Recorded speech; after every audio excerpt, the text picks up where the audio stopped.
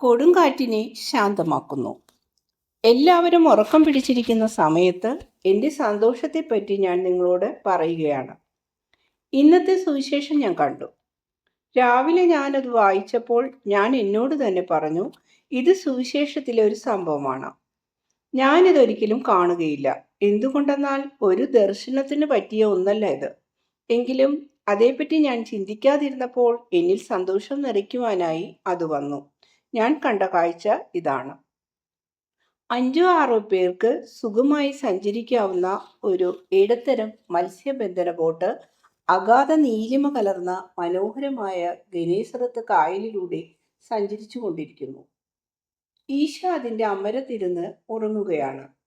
സാധാരണ പോലെ വെള്ള നിറത്തിലുള്ള കുപ്പായമാണ് അണിഞ്ഞിരിക്കുന്നത്. അവിടുന്ന് ഇടതു കൈത്തണ്ടയിൽ തലചാരി വെച്ചിരിക്കുന്നു. തലയുടെ അടിയിൽ ഇളം നീല നിറത്തിലുള്ള പുറംകുപ്പായം പലതായി മടക്കി വെച്ചിട്ടുണ്ട്. ബോട്ടിന്റെ അടിഭാഗത്തിരുന്ന് അമരത്തിന്റെ അഗ്രഭാഗത്തേക്ക് അവിടുന്ന് ചാരിയിരിക്കുകയാണ്. ഈ അഗ്രഭാഗത്തിന് നാവികർ പറയുന്ന പേര് എന്താണെന്ന് എനിക്ക് അറിഞ്ഞുകൂടാ. അവിടുന്ന് ശാന്തമായി ഉറങ്ങുകയാണ്. ഈശോ ക്ഷീണിതനും സ്വസ്ഥനുമാണ്. പത്രോസ് ചുക്കാൻ പിടിച്ചിരിക്കുകയാണ്. അന്ത്രയോസ് തുഴച്ചിലിൽ വ്യാപൃതനാണ്. യോഹന്നാനും വേറെ 2 പേരും, അവർ ആരാണെന്ന് എനിക്ക് മനസ്സിലാവുന്നില്ല, ബോട്ടിന്റെ താഴെ ഇരുന്ന് കയറുകളും വലകളും ഒരുക്കുന്നു. രാത്രിയിൽ മീൻ പിടിക്കാനുള്ള തയ്യാറെടുപ്പാണെന്ന് തോന്നുന്നു. സൂര്യൻ പടിഞ്ഞാറേ ചക്രവാളത്തിൽ ഏതാണ്ട് പൂർണ്ണമായും മറയാറായി. അങ്ങനെ അന്നത്തെ ദിവസം അവസാനിക്കുകയാണ്. അപ്പസ്തോലന്മാരെല്ലാം കുപ്പായം മടക്കി കുത്തി ബെൽറ്റിട്ട് മുറുക്കിയിരിക്കുന്നു. ബോട്ടിന്റെ ഒരു ഭാഗത്തു നിന്നും മറ്റൊരു ഭാഗത്തേക്ക് സ്വതന്ത്രമായി സഞ്ചരിക്കുന്നതിനും തണ്ടുവലിക്കുന്നതിനും മറ്റുമായിട്ടാണ് ഇങ്ങനെ ചെയ്തത്. ആരും മേൽക്കുപ്പായം ധരിച്ചിട്ടില്ല. പെട്ടെന്ന് ആകാശം മേഘാവൃതമായി. സൂര്യൻ മേഘങ്ങൾക്കിടയിൽ മറഞ്ഞു. ഉന്നതമായ മലകൾക്ക് പിന്നിൽ നിന്നാണ് അവർ പ്രത്യക്ഷപ്പെട്ടതെന്ന് തോന്നുന്നു. കൊടുങ്കാറ്റ് അവയെ കായലിന്റെ ഭാഗത്തേക്ക് അടിച്ചു നീക്കുന്നുണ്ട്. എങ്കിലും കാറ്റ് താണിറങ്ങിയിട്ടില്ലാത്തതിനാൽ കായൽ ശാന്തമാണ്. ഇരുൾ വ്യാപിക്കുകയും കായൽ പരപ്പ് കുറെ കൂടി പരുക്കനാവുകയും ചെയ്തിരിക്കുന്നു. വലിയ തിരമാലകൾ അടിച്ചുയരാൻ തുടങ്ങിയിട്ടില്ലെങ്കിലും കായൽ ആകെ കൂടി ഒന്ന് ശോഭിച്ച മട്ടുണ്ട്. പത്രോസും അന്ത്രയോസും ആകാശത്തിന്റെയും കായലിന്റെയും ഈ ഭാവപ്പകർച്ച കണ്ട് ബോട്ട് കരക്ക് അടുപ്പിക്കാനുള്ള ശ്രമത്തിലാണ്. എന്നാൽ പെടുന്നനെ കൊടുങ്കാറ്റ് കായൽ പരപ്പിൽ വീശി. തിരകൾ പരസ്പരം ആഞ്ഞടിക്കുകയും ബോട്ട് ആടി ഉലയുകയും ചെയ്തു. പൊങ്ങിയും താണും അത് പല ദിശകളിലേക്ക് ഒഴുകിപ്പോയി. എത്ര പരിശ്രമിച്ചിട്ടും ബോട്ടിനെ നിയന്ത്രിക്കാൻ അവർക്ക് കഴിഞ്ഞില്ല. ഈശോ അപ്പോഴും ഉറക്കമാണ്. ശിഷ്യന്മാരുടെ കാൽപ്പെരുമാറ്റങ്ങളോ കൂക്കിവിളികളോ കൊടുങ്കാറ്റിന്റെ ചീറിപ്പാച്ചിലോ തിരമാലകൾ ബോട്ടിൽ ആഞ്ഞടിക്കുന്നതോ ഒന്നും അവിടത്തെ ഉണർത്തിയില്ല. ഈശോയുടെ മുടി കാറ്റിൽ പാറിപ്പറക്കുകയും വെള്ളത്തുള്ളികൾ അവിടുത്തെ ശരീരത്തിൽ വീഴുകയും ചെയ്യുന്നുണ്ട്. എങ്കിലും അവിടുന്ന് ഉറങ്ങുക തന്നെയാണ്. യോഹന്നാൻ ഓടിച്ചെന്ന് തൻ്റെ മേൽക്കുപ്പായം കൊണ്ട് അവിടുത്തെ ശരീരം മറയ്ക്കുന്നു. ഒപ്പം തന്നെ നിർമ്മലമായ സ്നേഹം കൊണ്ടും. കൊടുങ്കാറ്റ് അടിക്കടി ശക്തിപ്പെട്ടുകൊണ്ടിരിക്കുന്നു. കരിമഷി കോരി ഒഴിച്ചതുപോലെ കായൽ കറുത്തിരുണ്ടു. കൂടാതെ തിരമാലകളുടെ പത എല്ലായിടത്തും വ്യാപിക്കുകയും ചെയ്തു. ബോട്ട് നിയന്ത്രണം വിട്ട് തുറസായ കടലിനോട് അടുത്തുകൊണ്ടിരിക്കുകയാണ്. ബോട്ട് നിയന്ത്രിക്കാൻ അവർ കഠിന പരിശ്രമം ചെയ്ത് വശം കിട്ടു. ബോട്ടിലേക്ക് അടിച്ചു കയറുന്ന വെള്ളം അവർ കോരിക്കളയുന്നുണ്ട്. എങ്കിലും പ്രയോജനമൊന്നുമില്ല. ബോട്ടിൽ മുട്ടപ്പം വെള്ളം നിറഞ്ഞു കഴിഞ്ഞതിനാൽ അതിന്റെ ഭാരം കൂടി വരികയാണ്. പത്രോസിന് ക്ഷമയും സ്വസ്ഥതയും നഷ്ടപ്പെട്ടു. അദ്ദേഹം ചുക്കാൻ തന്റെ സഹോദരന്റെ പക്കൽ ഏൽപ്പിച്ചിട്ട് ഈശോയെ പിടിച്ചു കുലുക്കി വിളിച്ചു. അവിടുന്ന് ഉണർന്ന് തലയുയർത്തി നോക്കി. ഗുരു, ഞങ്ങളെ രക്ഷിച്ചാലും, നാം മുങ്ങാൻ പോവുകയാണ്, പത്രോസ് അട്ടഹസിച്ചു. തനിക്ക് തന്നെ കേൾക്കാൻ വേണ്ടിയാവണം ഈ അട്ടഹാസം. ഈശോ പത്രോസിനെയും മറ്റു ശിഷ്യന്മാരെയും നോക്കി. പിന്നെ കായലിലേക്ക് നോക്കി. നിങ്ങളെ രക്ഷിക്കാൻ എനിക്ക് കഴിയുമെന്ന് നിങ്ങൾ വിശ്വസിക്കുന്നുണ്ടോ?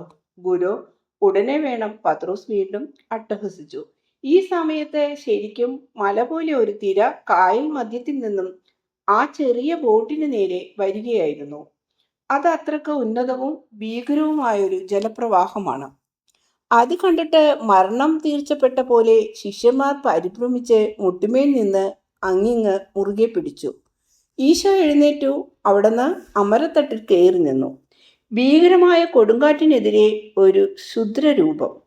വലിയ തിരയുടെ നേരെ കൈകൾ നീട്ടിക്കൊണ്ട് അവിടുന്ന് കൊടുങ്കാറ്റിനോട് കൽപ്പിച്ചു, നിർത്തൂ, ശാന്തമായിരിക്കൂ. എന്നിട്ട് വെള്ളത്തോട് പറഞ്ഞു, ശാന്തമാവുക, ഞാനത് ആഗ്രഹിക്കുന്നു. അപ്പോൾ ആ വലിയ തിര പതയായി രൂപാന്തരപ്പെട്ട് അപ്രത്യക്ഷമായി. കൊടുങ്കാറ്റ് ഒരു ചൂളം വിളിയായും പിന്നെ ഒരു നിശ്വാസമായും മാറിയ ശേഷം ഇല്ലാതെയായി. ആകാശം വീണ്ടും തെളിഞ്ഞു. ശിഷ്യന്മാരുടെ ഹൃദയങ്ങൾ പ്രത്യാശ കൊണ്ടും വിശ്വാസം കൊണ്ടും നിറഞ്ഞു. ഈശോയുടെ ഔന്നത്യത്തെപ്പറ്റി വിവരിക്കാൻ എനിക്ക് പ്രാപ്തിയില്ല. അത് നേരിട്ട് കണ്ട് മനസ്സിലാക്കുകയേ നിവൃത്തിയുള്ളൂ. അവിടുന്ന് എൻ്റെ മനസ്സിൽ ഇപ്പോഴും സന്നിഹിതനായിരിക്കുന്നതിനാൽ അതിൻ്റെ ആഹ്ലാദം ഞാൻ ആന്തരികമായി അനുഭവിക്കുന്നുണ്ട്. അവിടുത്തെ ഉറക്കം എത്ര ശാന്തമായിരുന്നുവെന്നും കാറ്റിനോടും തിരയോടുമുള്ള അവിടുത്തെ കൽപ്പന എത്ര ശക്തവുമായിരുന്നുവെന്നും ഞാൻ ആലോചിക്കുകയാണ്. അപ്പോൾ ഈശോ പറഞ്ഞു, മറ്റെല്ലാവരും ചെയ്യുന്ന അതേ രീതിയിൽ ഞാൻ സുവിശേഷം വ്യാഖ്യാനിക്കാറില്ല. എന്നാൽ സുവിശേഷത്തിൽ പറയുന്ന സംഭവത്തിലേക്ക് നയിച്ച സാഹചര്യങ്ങൾ ഞാൻ സുവ്യക്തമാക്കാം. ഞാൻ ആ സമയത്ത് എന്തുകൊണ്ടാണ് ഉറങ്ങിക്കൊണ്ടിരുന്നത്? ഒരുപക്ഷെ കൊടുങ്കാറ്റ് വരുന്ന വിവരം ഞാൻ അറിയാഞ്ഞിട്ടായിരിക്കുമോ? അതെനിക്ക് അറിയാമായിരുന്നു. എനിക്ക് മാത്രമേ അത് അറിയാമായിരുന്നുള്ളൂ. എന്നിട്ടും ഞാൻ ഉറങ്ങിയത് എന്തുകൊണ്ടാണ്? കാരണം അപ്പസ്തോലന്മാർ മനുഷ്യരായിരുന്നു. അവർ സന്മനസ്സുള്ളവരായിരുന്നുവെങ്കിലും കേവലം മനുഷ്യർ തന്നെ. എല്ലാറ്റിനുമുള്ള താൻ പോരിമ തനിക്കുണ്ടെന്ന് മനുഷ്യൻ കരുതുന്നു. എന്തെങ്കിലും തനതായി ചെയ്യാൻ കഴിവുള്ളപ്പോൾ അവൻ പൂർണ്ണമായി അഹങ്കരിക്കുകയും ചെയ്യുന്നു. പത്രോസ്, അന്ത്രയോസ്, ജെയിംസ്, യോഹന്നാൻ എന്നിവരെല്ലാം നല്ല മീൻപിടുത്തക്കാരാണ്. തന്മൂലം ഒരു ബോട്ട് നിയന്ത്രിക്കാനുള്ള പ്രാപ്തി തങ്ങൾക്ക് വേണ്ടുവോളം ഉണ്ടെന്ന് അവർ കരുതി. അവരെ സംബന്ധിച്ചിടത്തോളം ഞാനൊരു വലിയ റബ്ബി മാത്രമാണ്, ഒരു നാവികൻ എന്ന നിലയിൽ ആരുമല്ല. അതുകൊണ്ട് അവരെ സഹായിക്കുവാൻ എനിക്ക് കഴിയുകയില്ലെന്ന് അവർ വിചാരിച്ചു. ബോട്ട് ഗലീലിയ കടലിന് കുറുകെ കടന്നു പോകേണ്ട സമയമായപ്പോൾ താഴെ ഇരുന്നു കൊള്ളാൻ അവർ എന്നോട് പറഞ്ഞു. എന്തെന്നാൽ എനിക്ക് മറ്റൊന്നും ചെയ്യാൻ കഴിയില്ലെന്ന് അവർ കരുതി. എന്നോടുള്ള സ്നേഹത്തെക്കാൾ മുന്നിട്ട് നിൽക്കുന്നതായിരുന്നു അവരുടെ ഈ സമീപനം. തന്മൂലം എന്നെക്കൊണ്ട് ഒരു കായിക അധ്വാനവും ചെയ്യിക്കണ്ട എന്നവർ ആഗ്രഹിച്ചു. സ്വന്തം കഴിവിലുള്ള അവരുടെ ആത്മവിശ്വാസം അവരുടെ സ്നേഹത്തെക്കാൾ വലുതായിരുന്നു. അല്ലയോ മേരി, അസാധാരണ സന്ദർഭങ്ങളിലൊഴികെ ഞാൻ എന്നെ തന്നെ അടിച്ചേൽപ്പിക്കാറില്ല. ഞാൻ സാധാരണയായി നിങ്ങളെ സ്വതന്ത്രമായി വിട്ടിട്ട് നോക്കിയിരിക്കുകയേ ഉള്ളൂ. അന്ന് ഞാൻ ക്ഷീണിതനായിരുന്നു എന്നതിനു പുറമെ വിശ്രമിക്കുന്നതിന് എന്നോട് മറ്റുള്ളവർ ആവശ്യപ്പെടുകയും കൂടി ചെയ്തിരുന്നതിനാൽ ഞാൻ ഉറങ്ങിപ്പോയി. അവരെ സ്വതന്ത്രമായി വിടുന്നതിനാണ് അവർ എന്നോട് അങ്ങനെ ആവശ്യപ്പെട്ടത്.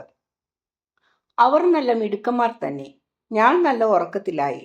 അതോടൊപ്പം മനുഷ്യൻ എങ്ങനെ തൻ്റെ മാനുഷിക സ്വഭാവം കാണിക്കുകയും ദൈവസഹായം കൂടാതെ കാര്യങ്ങൾ സ്വയം ചെയ്യാൻ ആഗ്രഹിക്കുകയും ചെയ്യുന്നുവെന്ന് എനിക്ക് മനസ്സിലായി. ആധ്യാത്മികമായി ചെകിടരും അന്ധരുമായ അവരിൽ അത്തരത്തിലുള്ള സകല മനുഷ്യരെയും ഞാൻ കണ്ടു. ഇങ്ങനെയുള്ളവർ നൂറ്റാണ്ടുകളായി സ്വയം നശിച്ചുകൊണ്ടിരിക്കുകയാണ്. എന്തുകൊണ്ടെന്നാൽ സഹായ അഭ്യർത്ഥന പ്രതീക്ഷിച്ചുകൊണ്ട് ഞാൻ അവിടെ തന്നെ ഉണ്ടായിരുന്നിട്ടും കാര്യങ്ങൾ സ്വയം നിർവഹിക്കാം എന്നാണ് അവർ വിചാരിച്ചത്. ഞങ്ങളെ രക്ഷിക്കൂ എന്ന് പത്രോസ് വിളിച്ചു കൂവിയപ്പോൾ പാറ അലിയുന്നത് പോലെ എൻ്റെ മനസ്സലിഞ്ഞു. ഞാൻ കേവലം മനുഷ്യനല്ല, ദൈവമനുഷ്യനാണ്. നിങ്ങൾ പെരുമാറുന്നത് പോലെയല്ല ഞാൻ പെരുമാറുന്നത്. ഒരാൾ നിങ്ങളുടെ ഉപദേശമോ സഹായമോ നിരസിക്കുന്ന പക്ഷം അയാൾ ആപത്തിൽ അകപ്പെടുമ്പോൾ നിങ്ങൾ ദയയില്ലാതെ വിദ്വേഷത്തോടും നിസ്സംഗതയോടും കൂടിയായിരിക്കും അയാളെ കാണുക. അപ്പോൾ സഹായത്തിനു വേണ്ടി അയാൾ കരഞ്ഞു പിടിച്ച് അപേക്ഷിച്ചാലും നിങ്ങൾ അനങ്ങുകയില്ല. പക്ഷെ ഞാൻ ഈശോയാണ്, ഞാൻ രക്ഷകനാണ്. മേരി, ഞാൻ രക്ഷിക്കുക തന്നെ ചെയ്യും. എന്നോട് ആവശ്യപ്പെട്ടാൽ ഉടനെ എപ്പോഴായാലും ഞാൻ രക്ഷിക്കും. പാവപ്പെട്ട മനുഷ്യർ ഇതിനെതിരായി ഇങ്ങനെ പറഞ്ഞേക്കാം, അങ്ങനെയെങ്കിൽ അവിടുന്ന് ഒറ്റയ്ക്കും കൂട്ടായും കൊടുങ്കാറ്റുകൾ പൊട്ടിപ്പുറപ്പെടാൻ അനുവദിക്കുന്നത് എന്തിന്? എൻ്റെ ശക്തി ഉപയോഗിച്ച് തിന്മയെ ഞാൻ ഇല്ലായ്മ ചെയ്യുന്നുവെങ്കിൽ പരമനന്മയുടെ ഉപജ്ഞാതാക്കളെന്ന് നിങ്ങൾ സ്വയം ഭവിക്കുകയും എന്നെ മറന്നു കളയുകയും ചെയ്യും. അങ്ങനെ യഥാർത്ഥമായി ഞാൻ നൽകുന്ന ദാനത്തെ നിങ്ങൾ വിസ്മരിക്കും. നിങ്ങൾ ഒരിക്കലും എൻ്റെ കാര്യം ഓർക്കുകയേയില്ല. അല്ലയോ എൻ്റെ മക്കളെ, ബുദ്ധിമുട്ടുകൾ വരുമ്പോൾ നിങ്ങൾക്കൊരു സ്വർഗീയ പിതാവുണ്ടെന്ന കാര്യം ഓർക്കുക തന്നെ വേണം. മുടിയനായ പുത്രന് വിശന്നപ്പോൾ തനിക്കൊരു പിതാവുണ്ടെന്ന് അവൻ ഓർമ്മിച്ചല്ലോ. അതുപോലെ നിങ്ങളും ഓർക്കണം. നിർഭാഗ്യങ്ങൾ വരുമ്പോൾ നിങ്ങളുടെ നിസ്സാരതയും അജ്ഞതയും മുൻനിർത്തി പ്രവർത്തിക്കുവാൻ നിങ്ങൾ പ്രേരിതരായിത്തീരും. ഒട്ടേറെ തെറ്റുകളുടെയും തിന്മകളുടെയും മൂലകാരണം അതാണ്.